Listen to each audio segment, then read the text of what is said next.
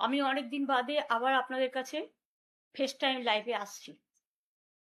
যেহেতু আমি এখন গদি মিডিয়াকে মিট করি না, এবং এটা আমার একটা সিদ্ধান্ত, যতদিন তারা নিরপেক্ষ না হবে, তারা এক পক্ষ থাকবেন, ততদিন আমি সরি, আমি তাদের সাথে কোনো কথাবার্তা বলতে চাই না। তারা ভালো থাকুক।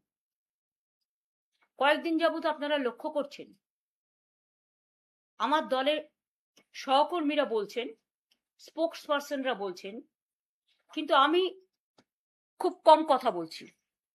তার কারণ কখনো কখনো আমি মনে করি নীরবতাই কিন্তু আসল কথাটা বলে।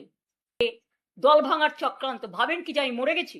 কেড়ে নিতে পারেন, যদিও আমরা জানি সিম্বল আপনার পক্ষে যাবে না, কিন্তু ধরে নিলাম যদি ভ্যানিশ কুমার বাবু আমাদের পার্টিকে ফিনিশ করার জন্য ইলেকশনটাও করেছেন, যদি সিম্বল দিয়েও দেয়, তাতে কি যায় আসে?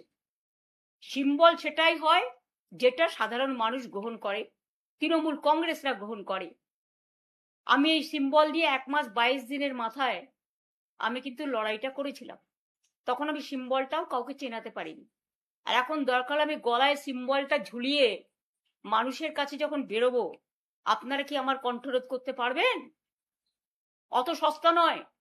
হ্যাঁ, কণ্ঠরোধ করতে গেলে আপনাদের আমাকে প্রাণে মেরে ফেলতে হবে। তার তো চেষ্টা কম করেননি। কাকে মারেননি? মহুয়াকে অ্যাটাক করেছেন, অভিষেককে অ্যাটাক করেছেন, কল্যাণকে অ্যাটাক করেছেন, আমার বাড়িতে হামলা করেছেন। আমাদের অনেকে যারা আমাদের সহকর্মী, তারা লক আপে পড়ে আছে, মাটিতে শুয়ে আছে। কাউকে কোমরে দড়ি বেঁধে, কাউকে পায়ে শেকল বেঁধে, কাউকে মাথা নাড়া করে, কারো মাথায় কপিল ঢেলে আমাদের কি বলে সমস্ত নানা রকম কিছু ঢালছেন, গায়ে নানা রকম কিছু ছুটছেন, বলতেও লজ্জা লাগে। বাচ্চারা মিড ডে স্কুলে ডিম পায় না, আর আপনারা হাট্টিমা টিম করে বেড়াচ্ছেন। চিন্তা করবেন না, আমরা আছি, ছিলাম এবং থাকবো।